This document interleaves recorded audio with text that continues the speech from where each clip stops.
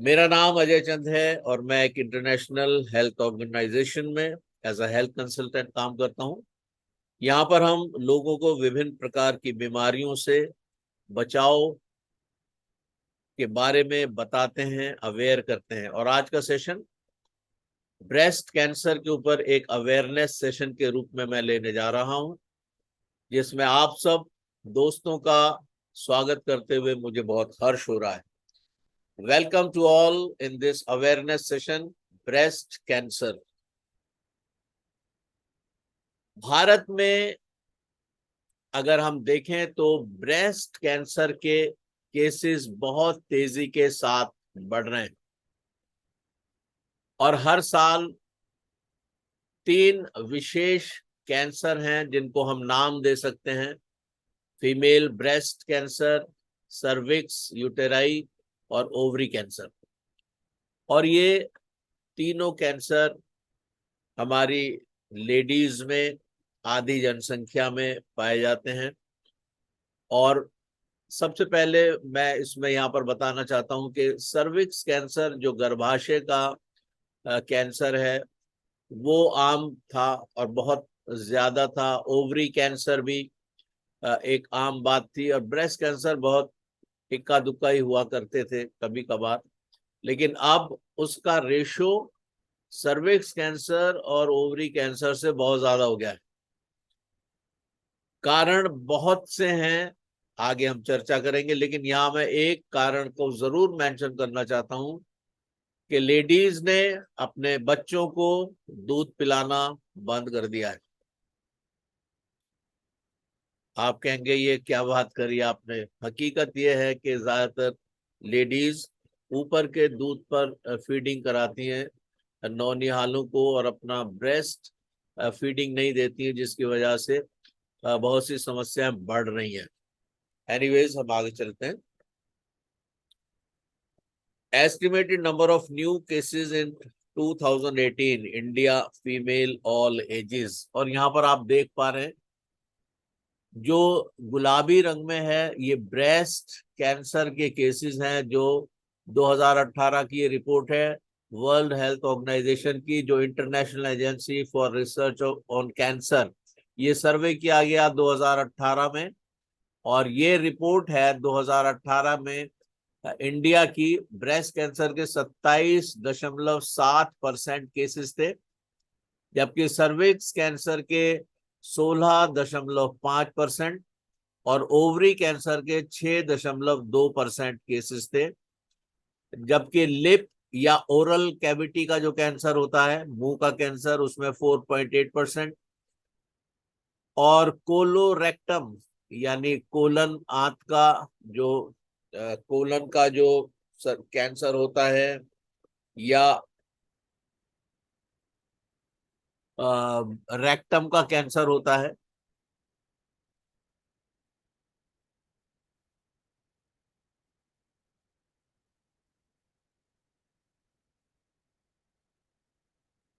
जो रेक्टम का कैंसर होता है और कोलन का कैंसर होता है उसके केसेस 3.4% थे। और लंग के कैंसर 3.3% और पेट के कैंसर 3.2% और बाकी अदर कैंसर्स बहुत से, किसी भी शरीर के किसी भी भाग में कैंसर हो सकता है, तो वो 36.1% कैंसर्स थे। और आप देखें कि ब्रेस्ट कैंसर 27.7%, बहुत बड़ा रेशो है ये। और ये भारत में 2018 में, और जाहिर है कि अब ये और भी ज्यादा परसेंटेज बढ़ता जा रहा है। इंडिया में ब्रेस्ट कैंसर 8 में से 1 स्त्री को अवश्य है। Develop invasive breast cancer during her life time in India, यानी बहुत ही आक्रामक रूप से बढ़ने वाला। 8 में से 1 स्त्री को बहुत ही आक्रामक रूप से ये ब्रेस्ट कैंसर हो जाता है। और ये 5 साल की सर्वाइवल रेट्स की यहाँ पर एक रिपोर्ट है जो कि इंडियन कैंसर सोसाइटी के जरिए से हमें प्राप्त हुई है। और इसमें देखें 43% present at late stages of diagnosis. First stage में 20% है, सेकेंड स्टेज 37%, थर्ड स्टेज में 23% और फोर्थ स्टेज में 20%। यानी लेट स्टेजेस में करीब 43% केसेस हमें लेट स्टेजेस में पता चल पाते हैं। और उस समय सिर्फ ब्रेस्ट को रिमूव करने के अलावा और कोई दूसरा चारा नहीं रह जाता है डॉक्टर्स के पास।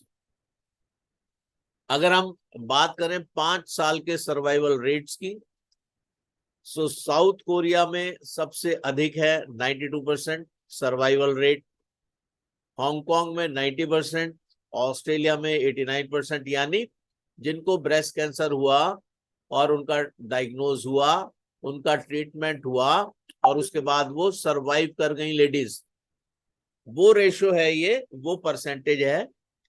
और जापान में 89%, ताइवान में, यूएस में 89%, ताइवान में 89%, 87%, सिंगापुर में 80%, चाइना में 73% और थाईलैंड में 63% और इंडिया में 52%।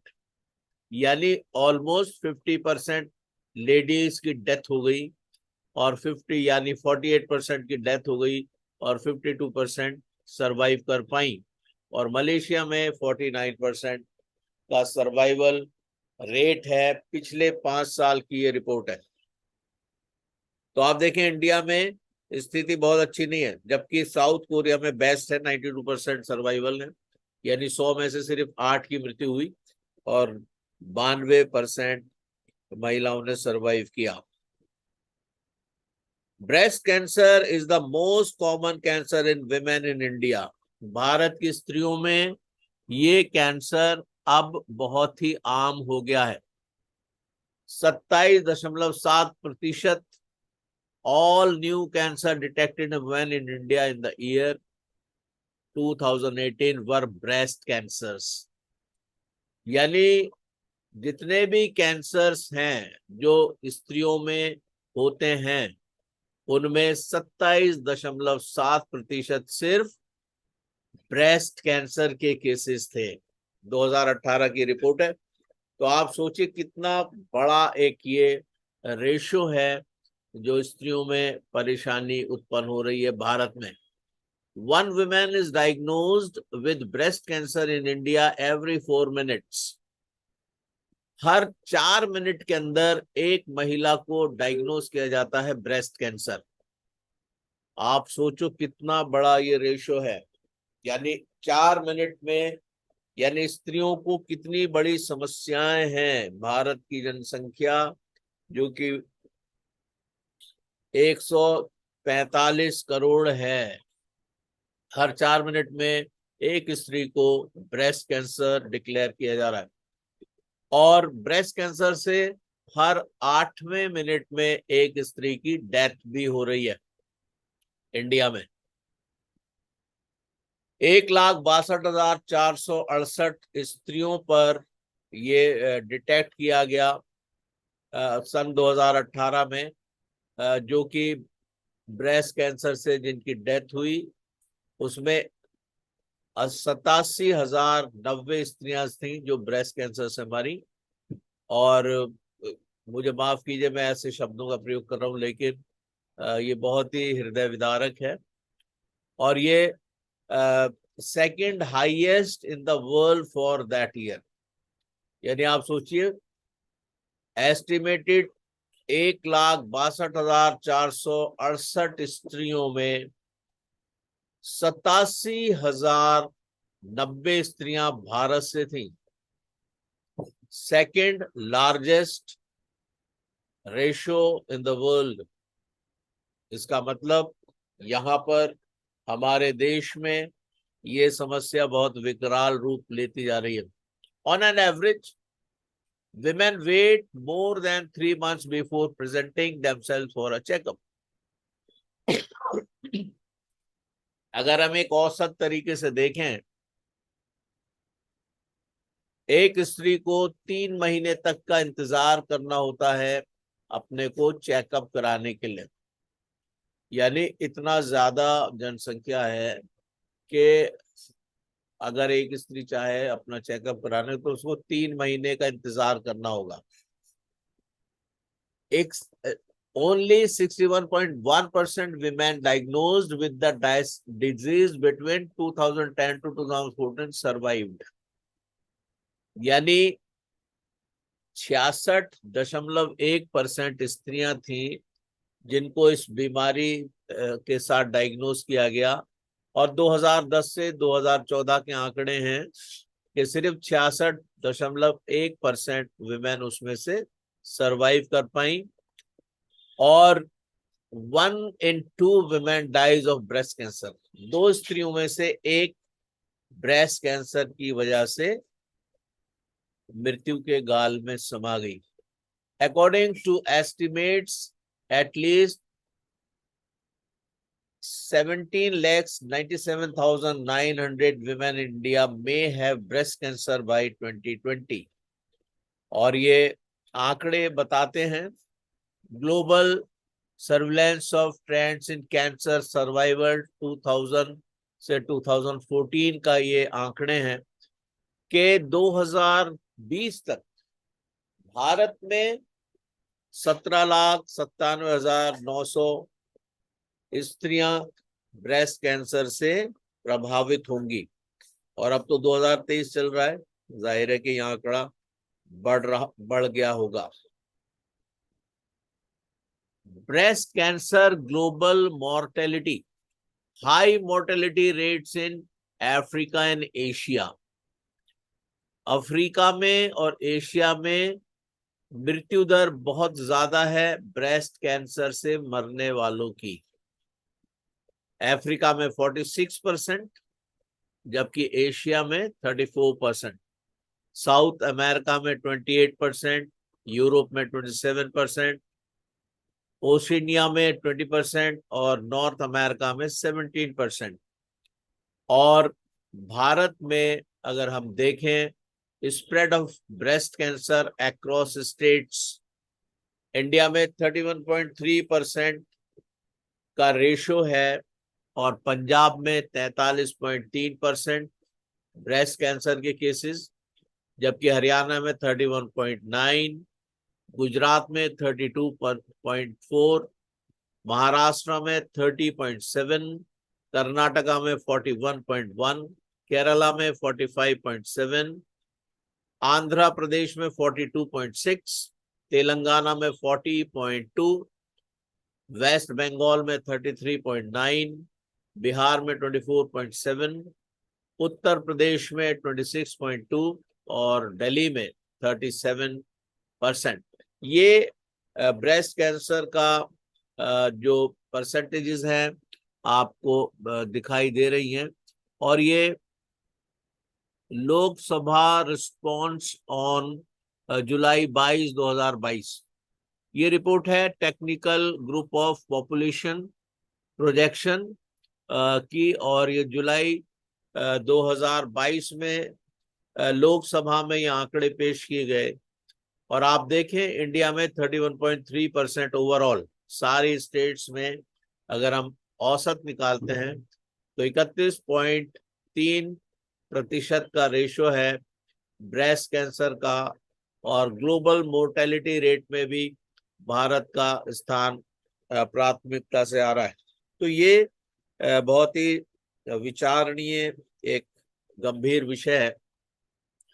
Latest statistics of breast cancer in India 2020 का ये आंकड़ा है। और इसमें आप देखें ब्रेस्ट कैंसर इंडिया में जो हमारे स्त्रियों में हो रहा है, increasing incidence of breast cancer in younger age groups. अब छोटी उम्र में ब्रेस्ट कैंसर के केसेस बढ़ रहे हैं, यानी 30 से 40 वर्ष की उम्र के स्त्रियों में ये रेशो बढ़ गया है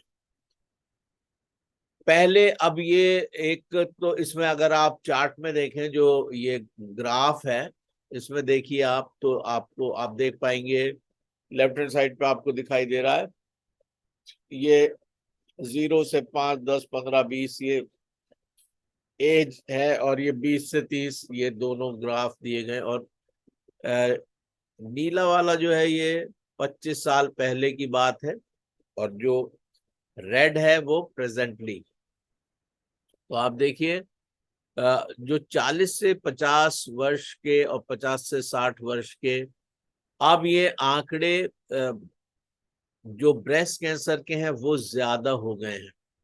और रफ एस्टिमेट अगर हम लगाते हैं, जो कैंसर रजिस्ट्रीज हुई हैं हॉस्पिटल्स में, कैंसर रजिस्ट्रीज की जो रिपोर्ट्स हैं, 5 साल के जो सर्वाइवल रेट है ब्रेस्ट कैंसर का, स्त्रियां जो भारत में है, वो 60% भी नहीं है, यानी मृत्यु दर ज्यादा है।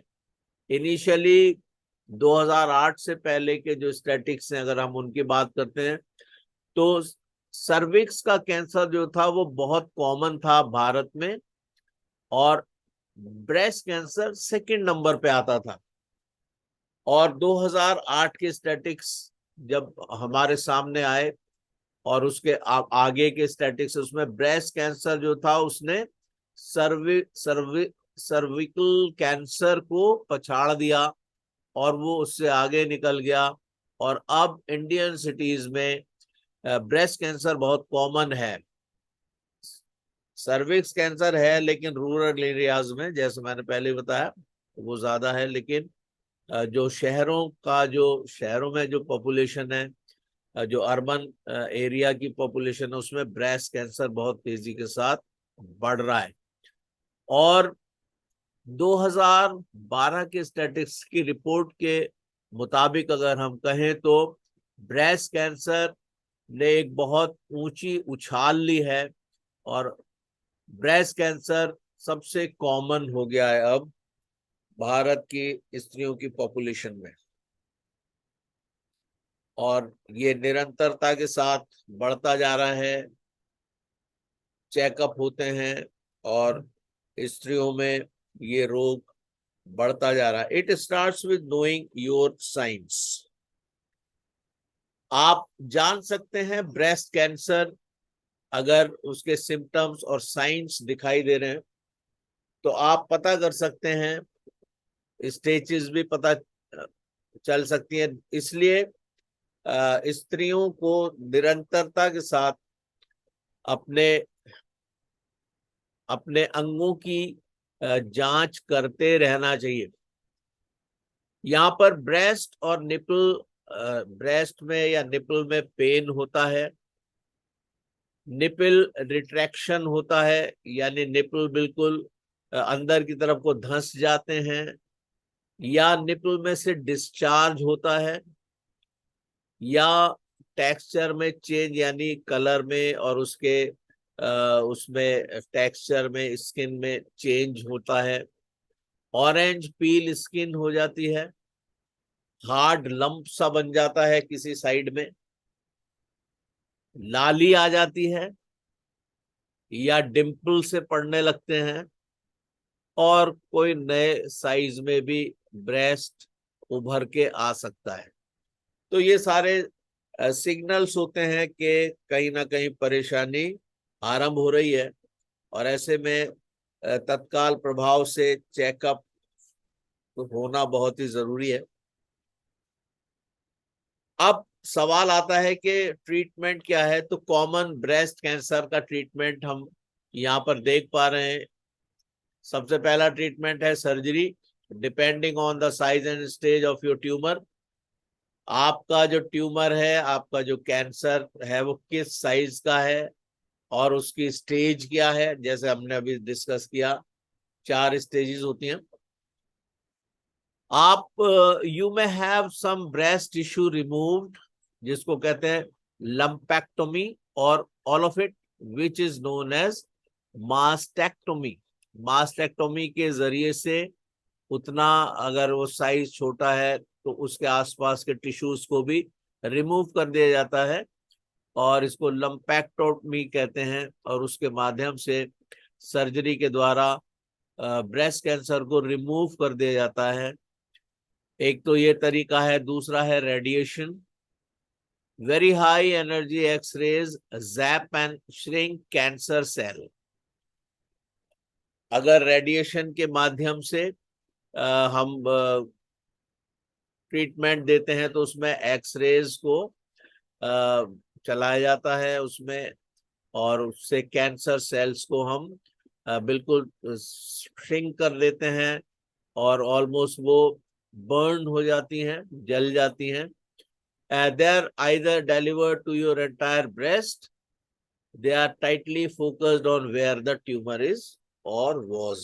जहां पर भी ट्यूमर होता है वहीं पर फोकस करते हैं उन किरणों को, एक्सरे किरणों को, और उसके माध्यम से उन टिश्यूज को बिल्कुल डिस्ट्रॉय कर दिया जाता है, और इस तरह से हम कैंसर से निजात पा सकते हैं रेडिएशन के माध्यम से। लेकिन अगर वो एनलार्ज हो जाता है तो फिर बहुत परेशानी हो जाती है। इसलिए फर्स्ट स्टेज में ही अगर पता चल जाता है तो ट्रीटमेंट बहुत आसान है। There is more than one way to kill a cancer cell. bombard it with chemo, cut off its fuel supply with hormone therapy, or teach your immune system to fight it. Medication के माध्यम से आप इसका treatment कर सकते हैं। Cancer cells जैसे ही आरंभ हो आप उसको बम्बार्ड करें, या तो कीमोथेरेपी ले लें या उसके फ्यूल सप्लाई को हार्मोन थेरेपी से कट कर दें, और वो कैंसर सेल्स आगे ना बढ़ पाए, या हम अपने इम्यून सिस्टम को तैयार करें, यानी अपनी इम्यूनिटी को बेहतर कर लें ताकि वो कैंसर सेल से फाइट कर सके। और एक कॉम्प्लीमेंट्री ट्रीटमेंट भी है। Treatment can sometimes wreak as much havoc as the cancer itself. कभी कभी ऐसा भी होता है कि जो ट्रीटमेंट है उसमें ज्यादा परेशानी हो जाती, कैंसर से भी ज्यादा परेशानी ट्रीटमेंट की वजह से हो जाती है। So complement traditional medication with massage, yoga, acupuncture and talk therapy. आप इनके माध्यम से भी पेशेंट को रिलीफ दे सकते हैं, और ये बहुत ही कारगर स्थितियां होती हैं। इसलिए निरंतरता के साथ अपने ब्रेस्ट का मसाज करना चाहिए। लेडीज को योगा, एक्यूपंक्चर और टॉक थेरेपी के माध्यम से भी हम बेहतर स्थिति में ला सकते हैं। तो ये बहुत जरूरी है, और अपनी परेशानियों को कभी भी छिपाना नहीं है, और स्त्रियां आपस में बात करके इन सब चीजों को जो यंग जनरेशन है उनको भी अवेयर करा सकते हैं।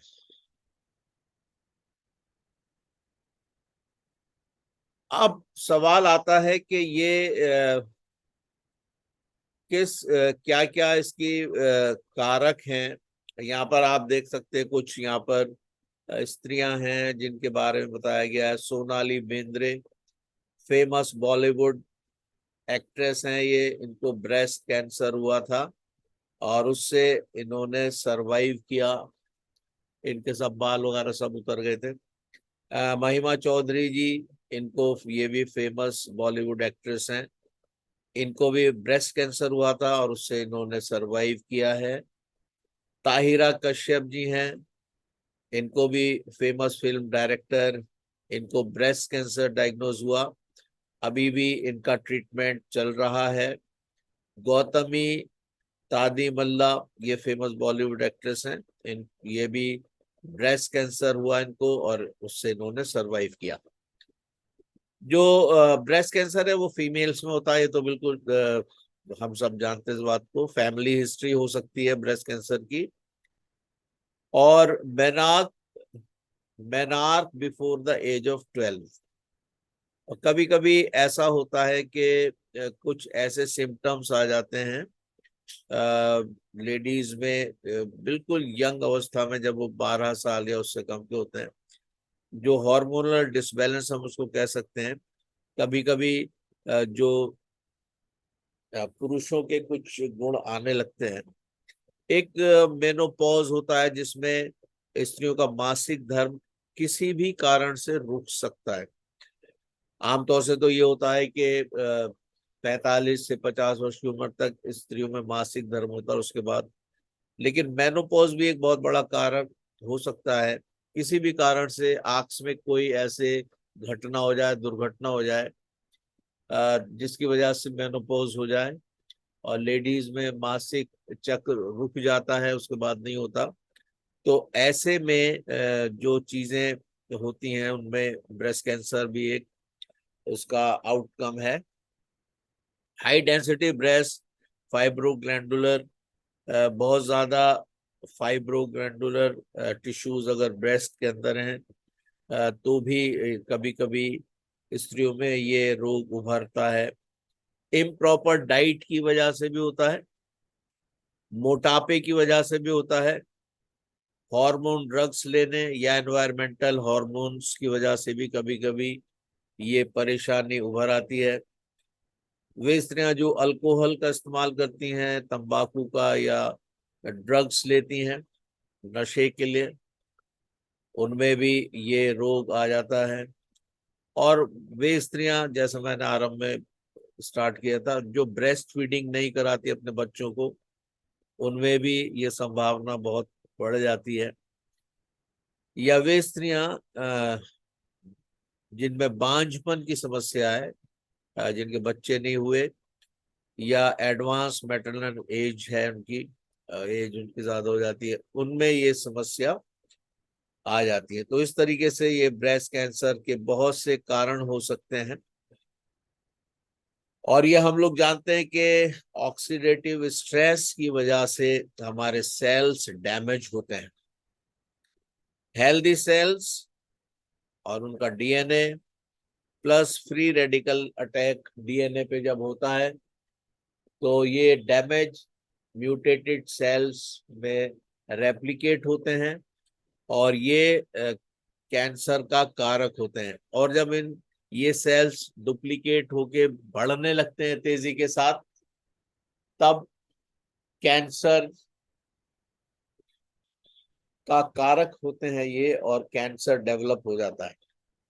तो हेल्दी सेल्स अगर हमारे बॉडी के बने रहें, सुरक्षित रहें, तो कैंसर हो ही नहीं सकता। एस्ट्रोजन डोमिनेंस ये एक बहुत बड़ा कारण है।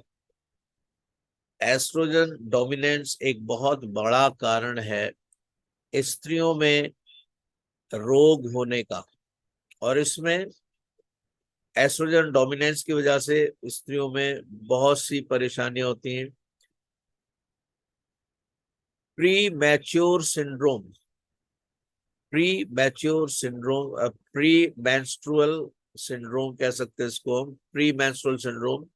और ये वर्सनिंग होता है कभी कभी अगर एस्ट्रोजन डोमिनेंस करता है, यानी स्त्रियों में एक हार्मोन रिलीज होता है जो उनके जो एंडोक्राइन ग्लैंड्स हैं, जो रिप्रोडक्टिव ग्लैंड्स हैं स्त्रियों में, वो हार्मोन सिक्रीशन करते हैं जिसको हम एस्ट्रोजन कहते हैं।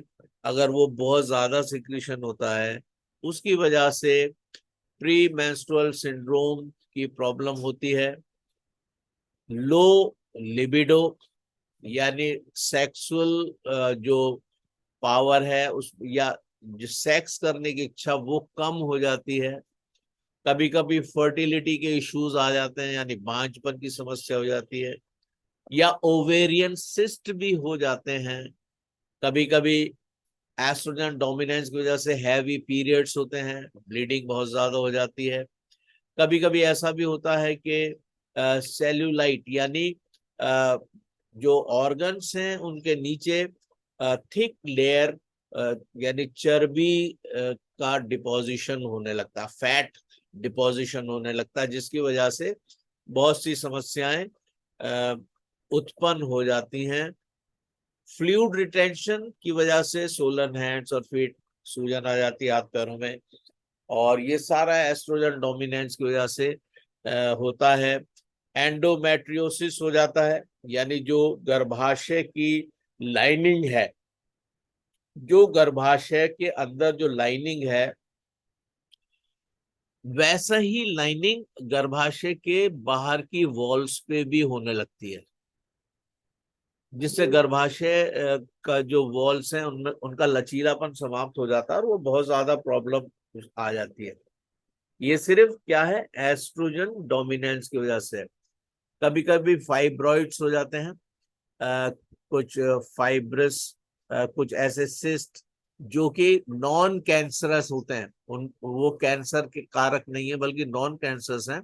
वो हमारे लेडीज के यूट्रस में और ओवरीज में इस तरीके की चीजें आ जाती हैं। लंपी पेनफुल सोलन ब्रेस्ट हो जाते हैं और वेट बढ़ जाता है लेडीज का, पर्टिकुलरली अराउंड द हिप्स, यानी नितंबों के पास काफी वेट बढ़ जाता है, चर्बी का डिपोजिशन ज्यादा हो जाता है। तो ये सब चीजें एस्ट्रोजन डोमिनेंस की वजह से होती हैं। और यहाँ पर आप देख पा रहे हैं इस चित्र में, मैं देख रहा हूँ कि ऑलरेडी समय हो गया है काफी। आई शुड स्टॉप नाउ, 11:37 हो गए। ये लास्ट स्लाइड हम लोग डिस्कस करेंगे, उसके बाद आज के सेशन को समाप्त करेंगे और कल फिर इससे आगे आरंभ करेंगे। Hormone receptor status in breast cancer. अब आप देखें यहाँ पर एक नॉर्मल ब्रेस्ट सेल है और प्रोटीन रिसेप्टर्स हैं, और ये प्रोटीन रिसेप्टर्स हैं जो प्रोटीन को